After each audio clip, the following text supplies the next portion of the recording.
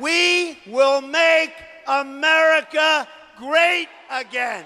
You can't say make America great and then refer that to black people at all. This country has never been great for us. Like, it's never been, when the Constitution was written and signed, we were in chains. Why do you think Donald Trump has started reaching out to the African American community? I feel like he knows that we're going to be one of his biggest markets, and if he can persuade us to vote for him, then he'll be a better candidate and a better person to win the presidency.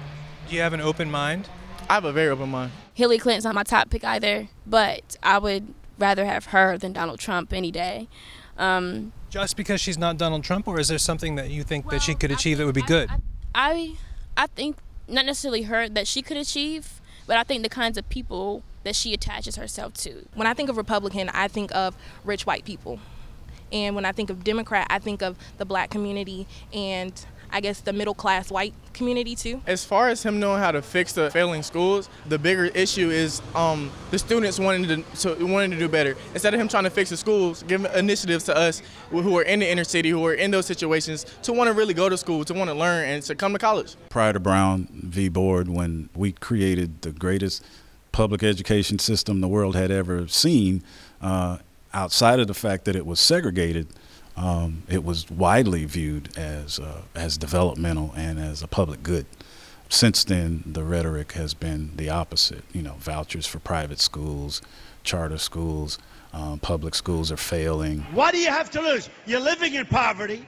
Your schools are no good. We will create school choice and allow charter schools to absolutely thrive. Charter schools, voucher programs, it's just a further attack on public schools. And we really need to remind America that the first major charter school programs were in states like Virginia and North Carolina right after Brown versus Board of Education. Right here in North Carolina, we had something called the Pearsall Plan, which was about paying vouchers to folks to take their kids out of public school. I don't agree with funding private schools by taking money out of public schools, because a lot of us depend on that. We grew up on that, and it forms our personality and who we are. Public schools meeting different people, and so I really agree with the notion of putting more money back into public schools. Well, some people in African American and other communities are going to take advantage of these vouchers and be able to send their kids to private schools or to these special magnet schools.